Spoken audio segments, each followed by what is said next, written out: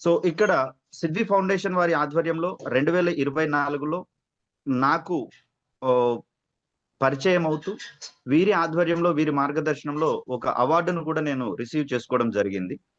So అక్కడి నుంచి వారి యొక్క కార్యక్రమాల పట్ల నాకు ఒక సంపూర్ణమైనటువంటి అవగాహన కూడా కలగడం అనేది జరిగింది. ముఖ్యంగా చూస్తే ఇది విద్య మరియు పరిశోధన సేవలకు సంబంధించినటువంటి అంశాలలో ప్రధానంగా దృష్టి సారించడం జరిగింది.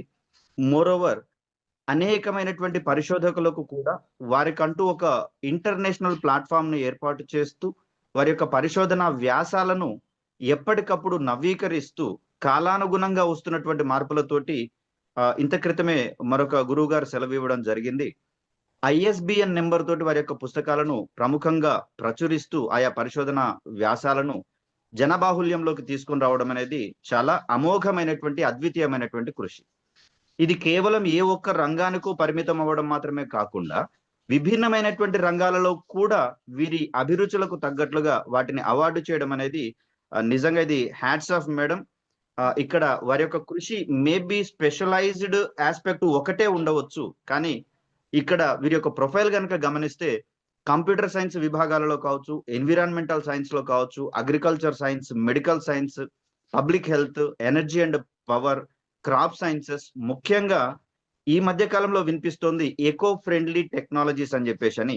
పర్యావరణానికి హాని కలగని రీతిలో ఉండేటటువంటి వస్తువులకు పేటెంట్ కూడా మంజూరు చేస్తూ, వారికి అవసరమైనటువంటి గ్రాంట్స్‌ను కూడా ఇవ్వడం అనేది చాలా స్ఫూర్తిదాయకమైనటువంటి ప్రయాణంగా మేము భావిస్తూ ఉన్నాం.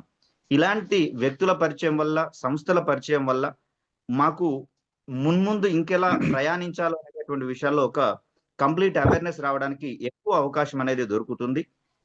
మరి ఈ విషయంలో ఫౌండేషన్ వారి యొక్క కృషిని నిరంతరము పరిశీలిస్తూ ఉన్నాం కాబట్టి, వారిని ప్రశంసించడానికి నాకు ఎలాంటి సంశయము లేదు. ఎందుకంటే అద్భుతమైనటువంటి సంస్థగా ఇది ఎదుగుతున్నటువంటి పరిణామ క్రమం మనకు చాలా ప్రేరణ కల్పిస్తూ ఉందనడంలో ఎలాంటి అతిశయోక్తి లేదు. సో ఈ సంస్థను పరిచయం చేసినందుకు నాకు గురువు గారికి చాలా చాలా చాలా ధన్యవాదాలు తెలియజేసుకుంటూ ఉన్నాను. సో అక్కడి నుంచి అవార్డు తీసుకున్న తర్వాత ఆ ఇయర్ 2024 జనవరి అది అద్భుతంగా సాగిపోతూ ఉంది.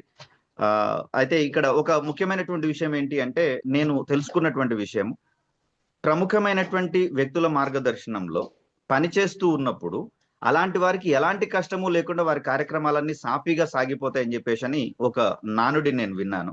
సో వ్యక్తులు కావచ్చు, సంస్థలు కావచ్చు, వారి యొక్క పనితీరుని గనక మనం ఆకలింపు చేసుకున్నట్లయితే మన జర్నీ కూడా సేఫ్‌గా, సాఫీగా సాగిపోవడానికి చాలా ప్రేరణగా నిలబడుతుంది. చాలా ధన్యవాదాలు గురువుగారు. మీ మార్గదర్శనంలో నన్ను ముందుకు తీసుకొని వెళ్ళడమే కాకుండా, ఇలాంటి ప్రతిష్టాత్మక సంస్థల ప్రోత్సాహంతోటి అవార్డులు కూడా ఇప్పించడం అనేది నాకు చాలా హ్యాపీగా ఉందండి. Thank you so much.